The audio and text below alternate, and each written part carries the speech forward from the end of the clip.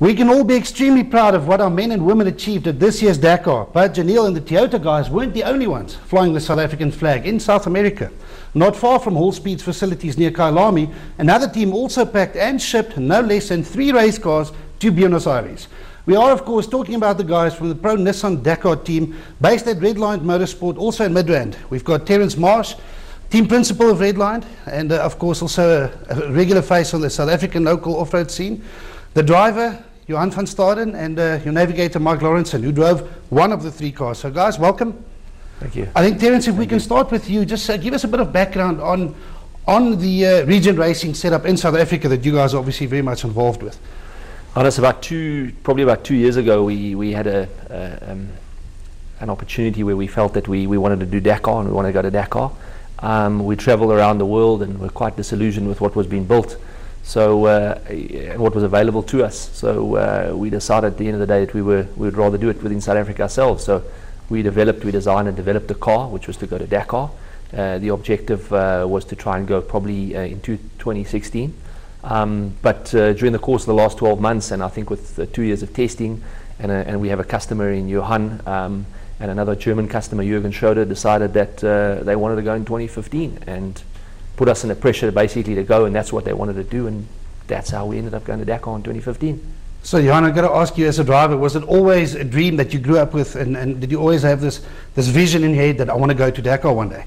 Yes, the one aspiration, like climbing Mount Everest for a mountaineer, that you sit as an off-road racer and you say to yourself, but what is the ultimate challenge? Winning a championship that I've done, winning regional championships that I've done, but the ultimate one is a Dakar, just to finish it the first time and then start being competitive in it. And before we get to what it was actually like once you arrived there, Mike, if I can ask you your perception before the time. Did you know it was going to be as tough? Well, we've been there before. We went in 2013 and we rolled in 2013, which was a huge disappointment.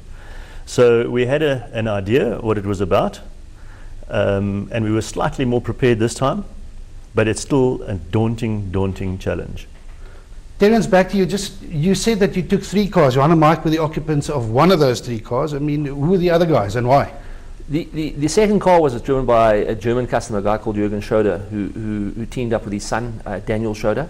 Jürgen had done 5 Dakars as a navigator, 1 in a truck and 4 with Alfie Cox.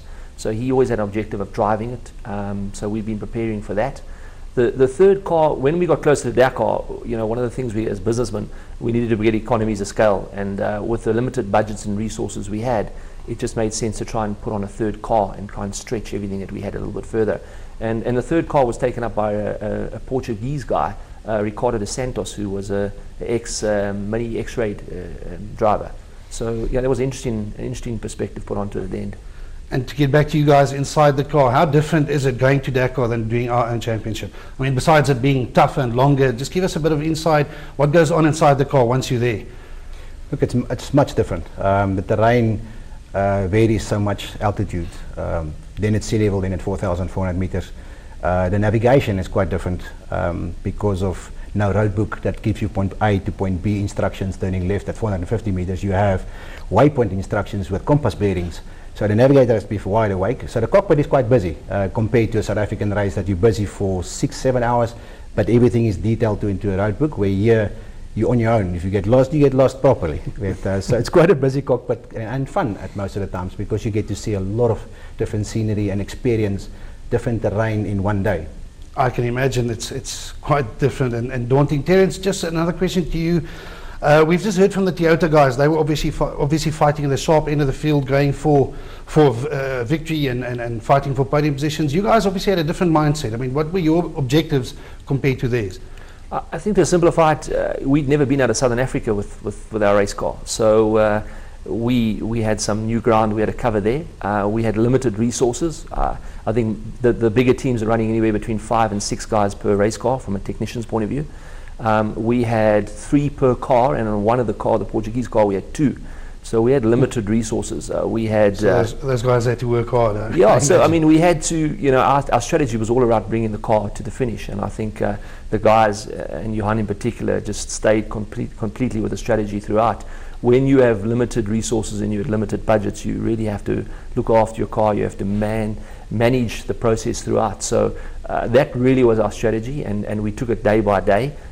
We had 7 different nationalities in the team. We had people that never met each other before. We had people come together at the Dakar with only one objective, and that was beating the Dakar.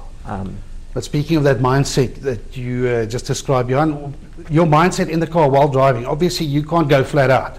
And after what happened to you guys last year, I assume your goal was to definitely finish and reach the end.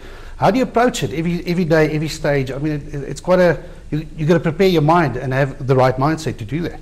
Yeah, absolutely. If you think it, Dakar is not just physical, not mechanically demanding, but it's mentally demanding. So as a race driver, we call it red mist. If the helmet comes on, you want to race, and you see the dust, you want to pass the guy, that's not allowed. So that's where he comes in. We have to calm down, but you have to compose yourself. And Johan, how do you calm him? Oh, Mike, sorry. How do you calm him down? It's difficult. It takes more than one instruction. And no, what we do is we discuss before the stage. We say, what are we going to do? Okay, let the race come to us. We're not going to push anything. And that's how we've raced. I've been racing with Johan for 3 years now. And every race we say, let the race come to us. And it often does. It often pans out that way. And he says I get a little bit agitated in the car when he's doing things that I don't want him to do. But I don't feel that. Okay. Well, I would like to get to a little bit behind the scenes stories of inside the car and in the bivouac, but just give us a roundup of exactly where did you finish the race and how did it end up? Well, I said before the race, look, there are 30 seated drivers that are world-class professional drivers. And our strategy was to finish the race. That was our strategy. Because of the disappointment from 2 years ago, the disappointment, I cannot describe the disappointment, how disappointing it is not to finish the race. So our strategy was to finish. The disappointment was from not finishing from the year rolling before. and crashing out and coming home with your tail between your legs. Okay. So you had to make up for it this time. Absolutely.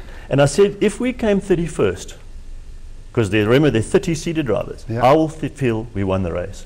So I feel we won the race. Well, fantastic. Guys, I'll leave this one open to all 3 of you.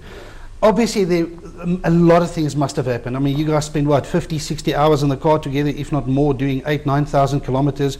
You pretty much did the same mileage in a different car on a similar route, but not the race route. And then every night you guys will all meet up in the bivouac. What happened? What really goes on behind the scenes? I mean, where and how do people sleep? What goes on? Give us something that people don't see when they watch the show on television. Yeah, I think it was my 4th one from an operational point of view. This one really in the thick of things, and it's amazing. As I said, 7 nationalities. You had 7 different cultures. You've got language barriers. In the first couple of days, people have to find their feet. You kind of struggle up to rest day, but with the guys doing the job that they were doing, it really was building more optimism and building energy. But from a sleeping perspective, I mean, the guys sleep anyway. You know, the way we were running with our resources and our budgets, you grab a sleeping bag. Speaking of budget, I assume it's a very different setup where you guys sleep compared to the middies with their multi-million-dollar budgets. I mean, I'm sure they've got people looking after them, taking them to hotels. Very different with you guys. Yeah, absolutely. We call it the moving hotel. It's a container built by Pro Dakar that houses 8 beds, and I've got a top bunk, he's got a bottom bunk with a crate at the bottom where the stuff fits in, a loose sleeping bag and a pillow. For that 3 hours of sleep that you do get, it's very comfortable. So just tell me, to end it off, you guys are obviously very good friends. Good enough that after this you'd want to go back and do it all again? Absolutely. Yeah. Well, guys, thank you very much, and huge respect from all South Africans. And that is it for this week. Tune in next week when we continue to chat about the 2015 Dakar. In studio, we will have the South African bike and quad riders. Until then, cheers from us here in the studio.